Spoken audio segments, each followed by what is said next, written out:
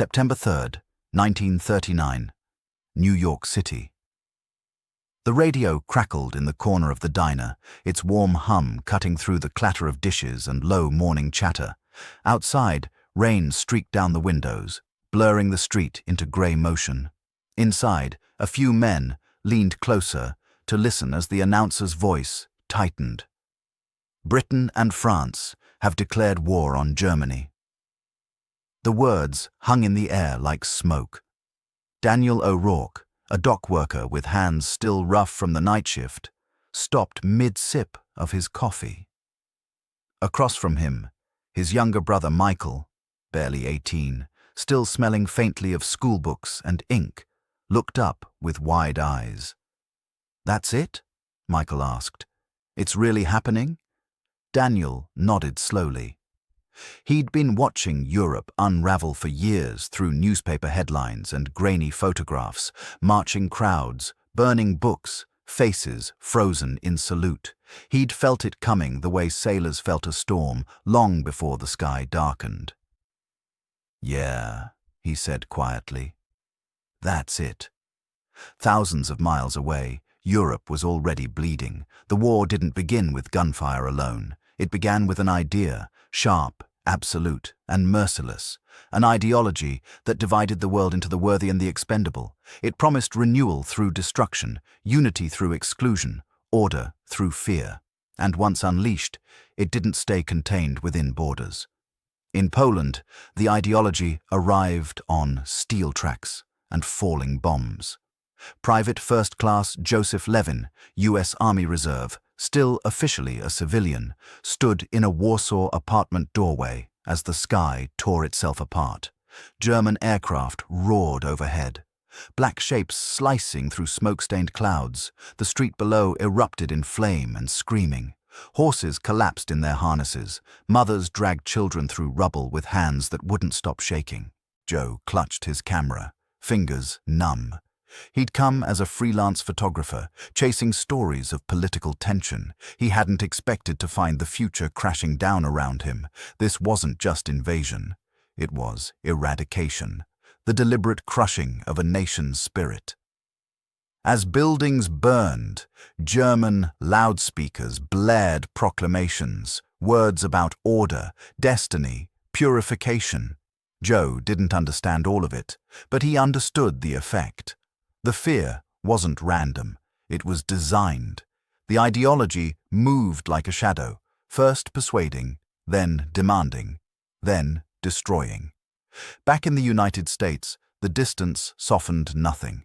In Cleveland, Ohio, Margaret Callahan stood in her kitchen listening to the same radio broadcast Daniel O'Rourke had heard in New York. Her husband, Thomas, a veteran of the First World War, sat silently at the table, staring into his hands. "They're saying it's about land," Margaret said softly, more to fill the silence than because she believed it. Thomas shook his head. His voice was rough when he answered. "It's not about land. It's about what they think people are worth." He'd seen ideology before. How it turned neighbors into enemies and sent boys to die for slogans that dissolved the moment the shooting stopped. This time, it felt worse. In Berlin, ideology wore the trappings of certainty. Inside a vast hall draped in banners and harsh light, voices echoed with absolute conviction. The words were rigid, unyielding, about purity, destiny, enemies within and without. Applause thundered not with joy, but with obligation. Those words traveled farther than armies ever could. They reached into classrooms where children were taught to chant before they learned to question. They reached into factories where men worked not just for wages, but for belonging. They reached into homes where silence became survival. And slowly, relentlessly, they reshaped a continent. In Paris, cafes emptied as news spread. In Amsterdam, Jewish families quietly packed belongings they hoped they'd never need. In Prague, professors erased names from doors. In Vienna, neighbors who'd shared meals a year earlier crossed streets to avoid one another. The ideology didn't just conquer land, it fractured humanity. By 1940, it reached France. Sergeant William Bill Carter, U.S. Army observer, stood near Dunkirk, watching exhausted British and French soldiers stumble onto the beaches. Smoke blackened the sky. The sea was choked with small boats, fishing vessels, pleasure craft, anything that could float. Bill helped haul a wounded man onto the sand. The soldier's eyes were hollow. "They came like a wave," the man whispered. "Not just tanks. Belief. Fanatic belief." Bill wrote that line down later. It stayed with him. Across Europe, the ideology hardened. It demanded obedience, it punished doubt, and it justified atrocity with chilling efficiency. In America, the debate raged. Isolationists argued oceans were enough. Others pointed to the photographs: burned synagogues, ghettos sealed with wire, trains moving east packed with people who never returned. President Roosevelt spoke carefully, choosing words like a man navigating a minefield. Aid increased. Ships crossed the Atlantic under neutral flags. The nation edged closer to a war it feared but could no longer ignore. Lieutenant Samuel Reed, U.S. Navy, stood watch aboard a destroyer escorting convoys through the North Atlantic. The ocean was cold and unforgiving, waves slamming steel hulls night and day. Somewhere beneath the surface, German U-boats hunted. One night, after a depth charge detonated close enough to rattle his bones, Sam leaned against the rail, breath shaking. "They believe we don't deserve to exist unless we agree with them," he said to a fellow sailor. The sailor nodded. That kind of thinking doesn't stop on its own. December 7th, 1941, proved him right. At Pearl Harbor, ideology arrived without warning. Seaman First Class. Tom Gallagher barely had time to register the scream of aircraft before explosions tore through the harbor. Fire leapt from ship to ship. Men burned. Men drowned. The water itself caught flame. Tom ran, slipped, crawled, his world reduced to noise and survival. When it was over, smoke rose from shattered ships like funeral pyres. Across America, radios carried the news into homes, factories, classrooms. The distance was gone. In Ohio, Margaret Callahan wept as Thomas reached for his old uniform. In New York, Michael O'Rourke stared at the enlistment office door, while his brother said nothing, knowing words wouldn't stop him. In Washington, maps were unrolled and the realization settled in with brutal clarity. This wasn't just a war against an army. It was a war against an idea that had already killed millions before America ever fired a shot. And now, Americans would have to cross oceans and continents to confront it, face to face, on battlefields soaked in blood, and in places where the true cost of ideology would be revealed in ways no one was prepared for. The poison had spread across Europe.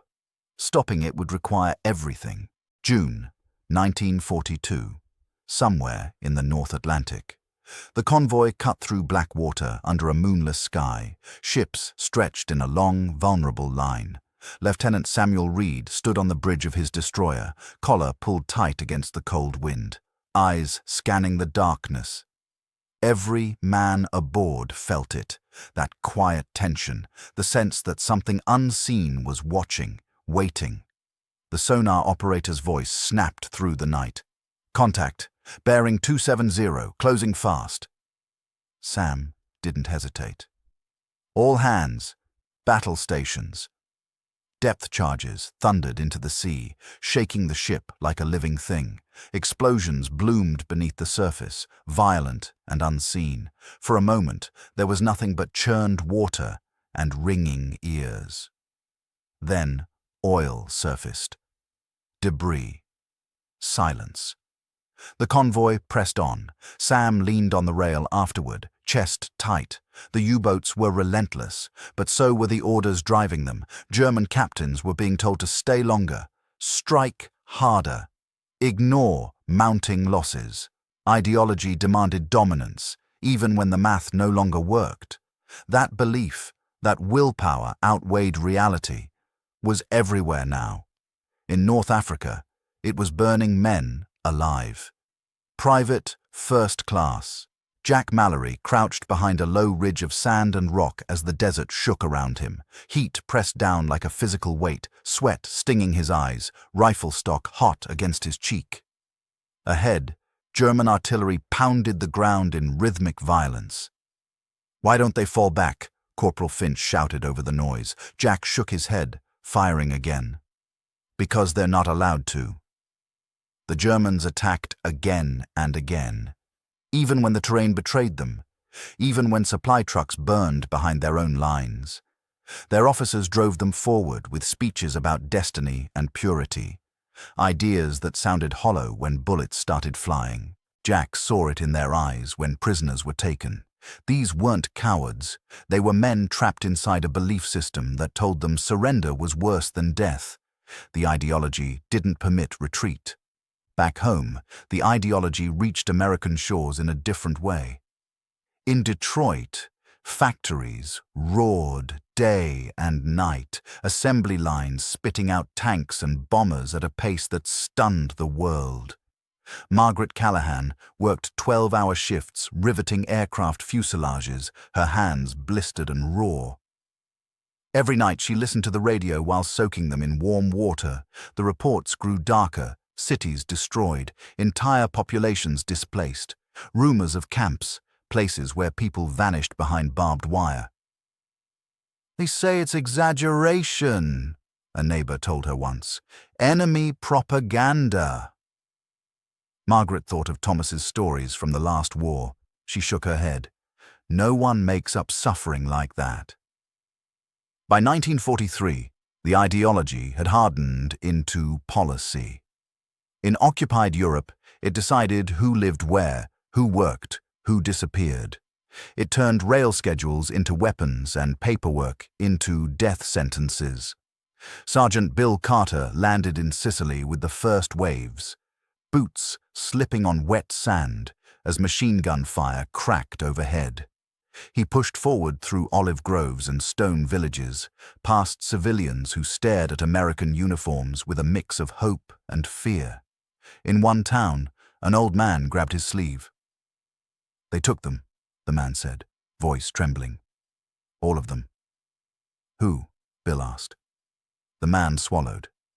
"Anyone they said did not belong." Bill wrote it down later, hands shaking despite himself. The enemy wasn't just holding ground. They were enforcing an idea, one that erased people entirely. In the skies above Europe, American bombers paid the price of confronting it head-on. Lieutenant Frank Dawson gripped the controls of his B-17 as flak burst around them, black clouds ripping through metal and flesh alike. The aircraft shuddered, alarms screaming. "Engine 3's hit!" someone yelled. Frank kept them steady, jaw clenched. Below them, a German city burned. Factories, rail yards, neighborhoods all tangled together. He knew civilians were down there. He hated that part, but he also knew what those factories fed. The ideology didn't separate war from life. It consumed both. Mission after mission, losses mounted. Crews joked louder, drank harder, wrote letters they weren't sure would be mailed. "This thing ends when the belief breaks," Frank said once after landing, hands still shaking. Not before. Italy proved him right. As Allied forces clawed their way north, German units clung to hills and ruins long after logic demanded withdrawal. Entire battalions were sacrificed to hold symbolic ground. Orders came down the line. No retreat, no compromise. Jack Mallory fought uphill through rain and mud near Monte Cassino, shells exploding so close the air itself seemed to tear. "They're dying for nothing," Finch gasped beside him. Jack nodded, eyes burning. For something they were told mattered more than living. The monastery above them, ancient, beautiful, was reduced to rubble. The ideology had no reverence for history, unless it could be twisted to serve itself. In Washington, intelligence officers pieced together reports from every front. Colonel Robert Hale stood before a wall of maps, red pins now surrounded by blue from all sides. The enemy still fought fiercely, but the cracks were widening. "They're everywhere," an aide said, "and they're bleeding everywhere." Hale nodded. Because belief isn't strategy, it's fuel, and fuel runs out. But the cost was staggering. In Normandy, preparation intensified. Men trained until their bodies ached, until fear became background noise. Jack cleaned his rifle each night, hands steady despite the knot in his stomach. "You think this ends it?" Finch asked quietly. Jack stared at the map, the coastline etched into his mind. "I think this decides whether that idea." Across the Atlantic, Sam Reed escorted convoys through waters still littered with wreckage. Each sinking was a reminder. Ideology didn't retreat gracefully. It dragged the world down with it. At home, Margaret Callahan received a telegram. Thomas wounded in Italy. Alive, but changed. She sat at the kitchen table long after reading it, hands folded, understanding settling in. The war wasn't just abroad. It was carving its way into every family, every future. By early 1944, the truth was unavoidable. Hitler's ideology had demanded absolute loyalty, absolute sacrifice, absolute obedience. It had fueled expansion, justified cruelty, and silenced dissent. Now, it was demanding blood to sustain itself. And soon, on a narrow strip of French coastline, it would demand everything at once. June 6, 1944. Normandy, France. The sea was iron-grey and restless, waves slamming the landing craft with a violence that felt personal. Private, first class. Jack Mallory stood packed shoulder to shoulder with other men, helmet strap biting into his chin, rifle clutched tight. The smell was diesel, sweat and fear, raw and undeniable. No one spoke. Then the ramp dropped. Machine gun fire tore the morning apart. Men fell before their boots touched sand. Water churned red. Jack ran because instinct was faster than thought. Legs burning, lungs screaming, ears ringing with the sound of bullets snapping past. "Move! Move!" someone yelled, already hit, already down. Jack dove behind a steel obstacle half buried in sand, gasping. Around him, Americans clawed their way forward inch by inch. Medics crawled through fire. Officers shouted until their voices broke. The beach was chaos, unfiltered, unforgiving. And behind the concrete and wire, the ideology waited. German defenders fought with ferocity, but their orders were absolute. No retreat, no surrender. Hold at all costs. Some bunkers fired until they were silent forever. Others collapsed when commanders vanished, caught between fear and obedience. Jack felt the shift without understanding it, the sense that something enormous had cracked. Not a line, a belief. By nightfall, the Allies held the sand. Jack collapsed behind a hedgerow, hands shaking uncontrollably. Corporal Finch slid in beside him, face smeared with blood and grime. "You alive?" Finch asked. Jack nodded, too exhausted to speak. Finch let out a breathy laugh. "Then whatever they believed about us, it was wrong." Normandy became a grinder. Hedgerows turned fields into killing zones. Every farmhouse was a fortress. Every road hid mines. Jack fought at distances so close he could see the whites of men's eyes, eyes filled not just with fear, but with certainty drilled deep by years of propaganda. They were told they were chosen, that the world was theirs to reshape. Now that idea was dying in the mud. In Washington, Colonel Robert Hale stood before a wall of maps as reports poured in. Landing successful, resistance heavy, momentum building. He traced the lines with his finger, thinking not of tactics, but of time. "This was always coming," he said quietly to an aide. "An idea that can't bend breaks." Across the Channel, American bombers flew deeper into Germany than ever before. Lieutenant Frank Dawson guided his battered B-17 through flak-filled skies, engines coughing, fuselage riddled with holes. "Keep her steady," he muttered, hands tight on the yoke. Below them, rail yards burned. Factories collapsed. Cities that had cheered ideology now paid its price. Frank hated the destruction, but he understood the necessity. The belief system had fused war and society into one target. When they landed, 2 planes from their formation were missing. Frank sat on the wing afterward, helmet in his lap, staring at nothing. "How many more?" he whispered. In Italy, the ideology bled itself dry on mountains it refused to abandon. Jack fought near the Gothic line, rain turning roads into rivers of mud, shells tearing ancient stone into dust. German units clung to ridges that offered no real advantage, only symbolism. Orders demanded sacrifice, not survival.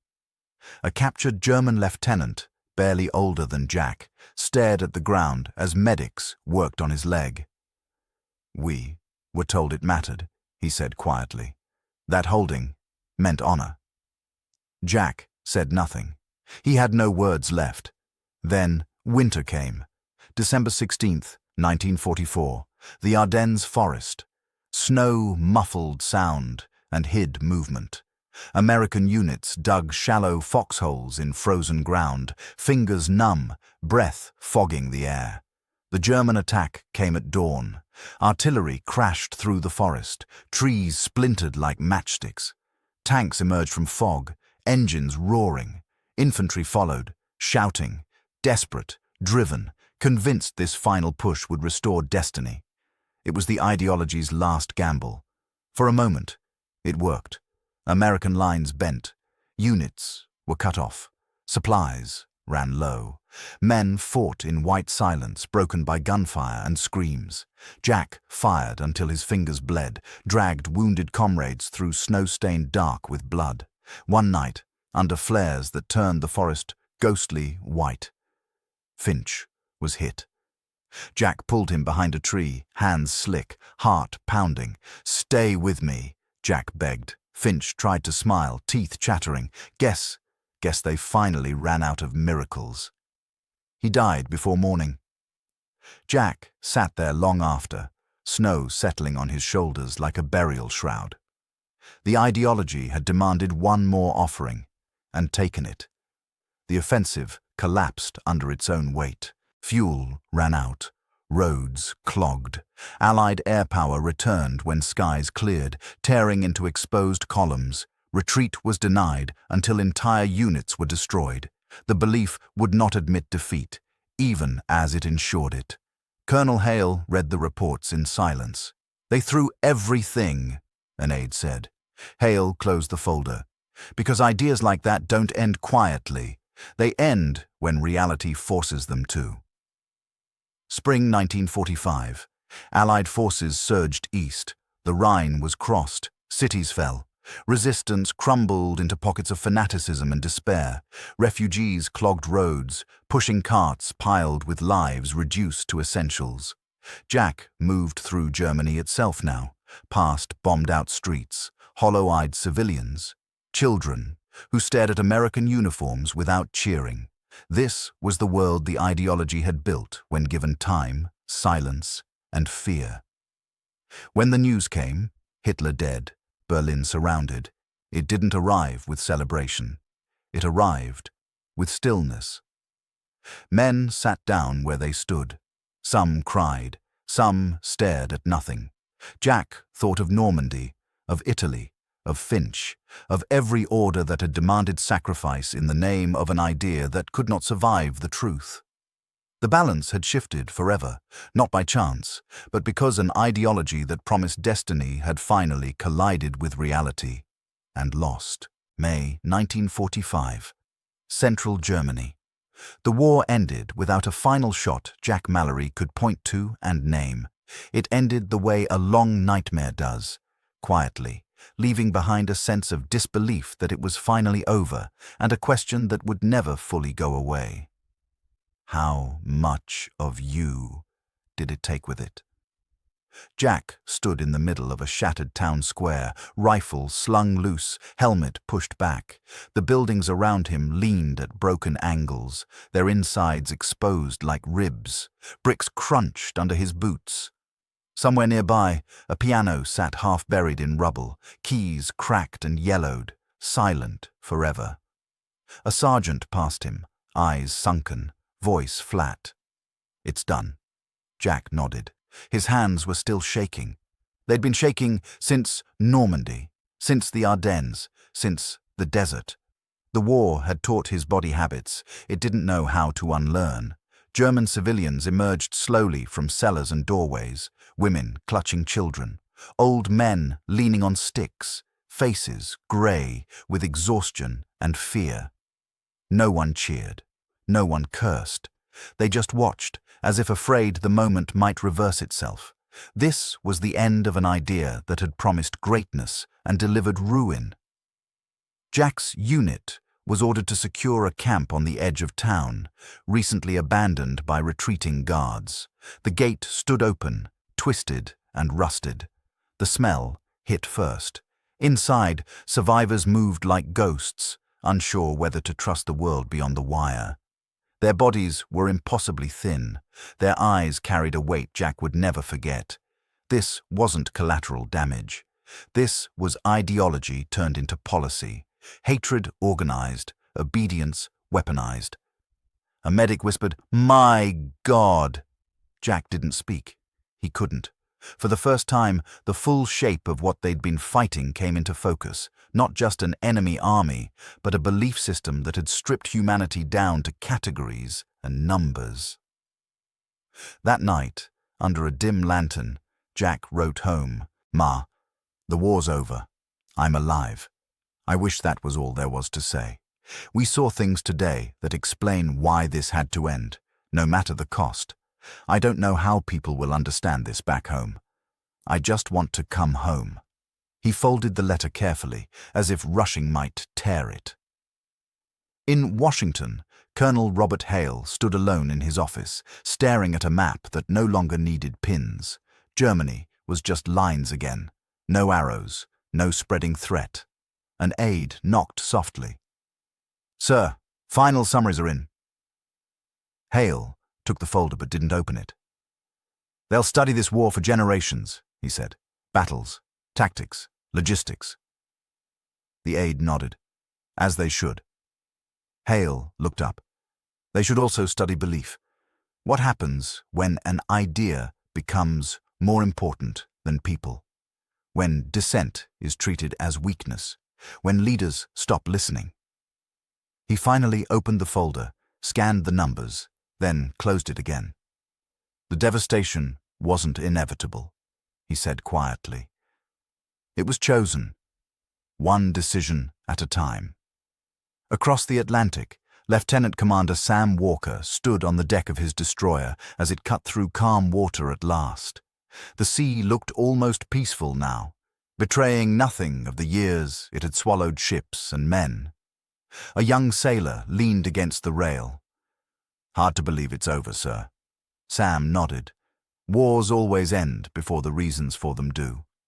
He watched the horizon. Our job now is remembering which ideas save lives and which ones bury them. Back in Ohio, church bells rang from one end of town to the other. Radios carried the news into kitchens and living rooms. People cried openly, not just with joy, but with release. Margaret Harris sat at the kitchen table, hands clasped tight, eyes closed as the announcement ended. The war in Europe was over. Weeks later, Bill Harris stepped off a train thinner, grayer, eyes carrying more history than any classroom could hold. Margaret wrapped her arms around him and didn't let go. That night, lying awake, Bill spoke softly into the dark. "It didn't have to reach this point." Margaret turned toward him, but it was stopped. "Yes," Bill said, "after it taught the world what happens when ideology goes unchallenged." Jack Mallory came home in the fall. The farm looked smaller, the fields quieter. His mother cried when she saw him, hands on his face like she was afraid he'd disappear. His father pulled him into a long, steady embrace without a word. At night, Jack lay awake listening to wind instead of artillery. Silence felt unnatural, sometimes heavier than noise. Faces came back in dreams: Finch, Normandy, the camp gate. One evening, sitting on the porch as the sun dipped low, his father asked, "You think it was worth it?" Jack thought for a long time. Then he answered honestly, "Yes, but I wish fewer people had paid for one man's beliefs." Years later, Jack stood at a memorial, fingers tracing names carved into stone. Finch. Men from places he'd never see again. He felt the familiar tightening in his chest, but also something steadier: resolve. Nearby, children laughed. Life moved forward. That, Jack understood, was the real victory. Not the fall of Berlin. Not the silence of guns. But the survival of a world that had seen what blind ideology could do and carried the responsibility to never let it happen again. Because World War II was not shaped only by weapons and battles. It was shaped by ideas, and remembering that was the only way to ensure the shadow never returned.